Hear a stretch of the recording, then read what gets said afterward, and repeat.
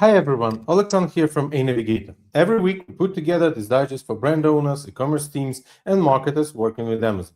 We bring the main updates in one place so it is easier to follow what is changing.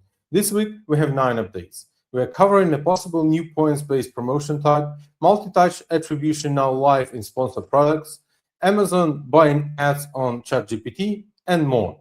Let's go through it. Amazon appears to be testing a new promotion type called a points deal. A create points deal interface has appeared inside the promotional tools. It includes budget controls, scheduling options, and product level page, similar to how coupons and deals work today. Nothing is confirmed yet, but the structure of the interface suggests this is closer to a real launch than a rough experiment. If it rolls out widely, brands would have another way to stand out and drive conversions without directly cutting prices. Worth watching closely over the next few weeks. Amazon added a new toggle in the sponsored products reporting console. It is called Attribution. When you switch it on, you can see multi-touch attribution data alongside the usual last click numbers. Most shoppers click more than one ad before they buy. Multi-touch splits the sale credit across all the ads that helped. The last click gives everything to the final ad. With this, broad match keywords and upper funnel campaigns that previously looked weak may now show real contribution. Pull a 30-day report and compare the two. The gap is where most accounts make bad cart decisions. Amazon has started placing ads on ChatGPT. That is notable because Amazon actively blocks AI scrapers and stopped running Google Shopping ads last year.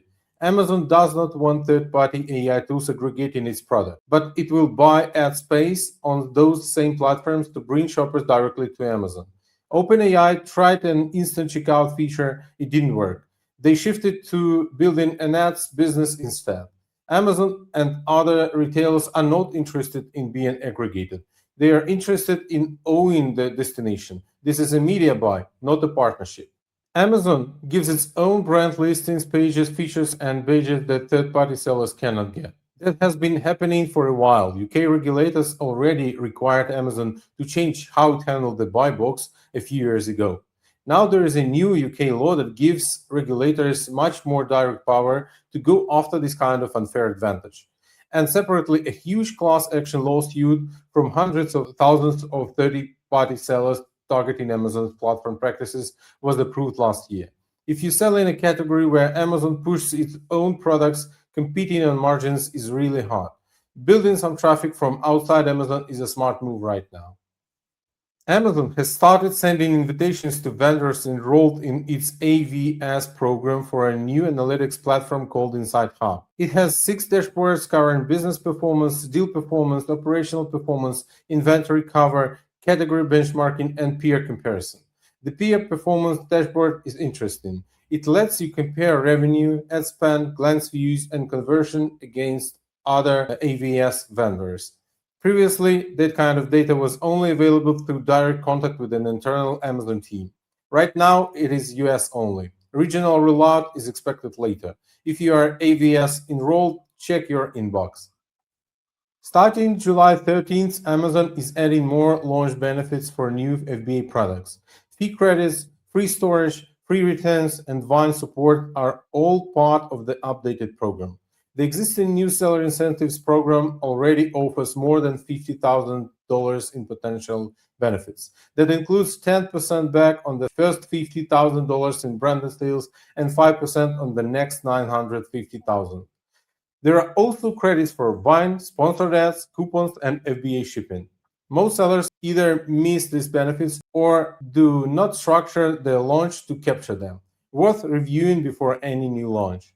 Amazon is phasing out the old variation wizard and moving variation management into the main listing dashboard. The updated flow lets you search products, view variation families, access existing variants, add offers to child ASINs, and download pre-filled templates, all in one place. Bulk uploads and flat files still work for complex catalog work, but for day-to-day variation tasks, this should be faster. If you manage multi-variation catalogs, the new workflow is worth testing now rather than waiting for the old tool to disappear completely. Amazon added a product condition questionnaire that buyers must complete before starting a return for FBM orders in the UK, Germany, France, Italy, Spain, the Netherlands, Belgium, Poland, and Sweden. If a buyer opens a sealed product and wants to return it because they changed their mind, they can no longer do that through self-service. Sellers could always decline those returns under EU consumer protection law. Amazon has now built a process to actually enforce it. Expect more direct messages from buyers in the short term as they adjust to the new flow. Update your return handling process now if you run FBM across European marketplaces. A new feature appeared briefly on Amazon Mobile. It lets shoppers browse products, select them, and compare them side by side. The feature disappeared within a day. Whether it comes back or not is unclear, but the direction is consistent. Amazon is making it easier for shoppers to quickly evaluate differences between products.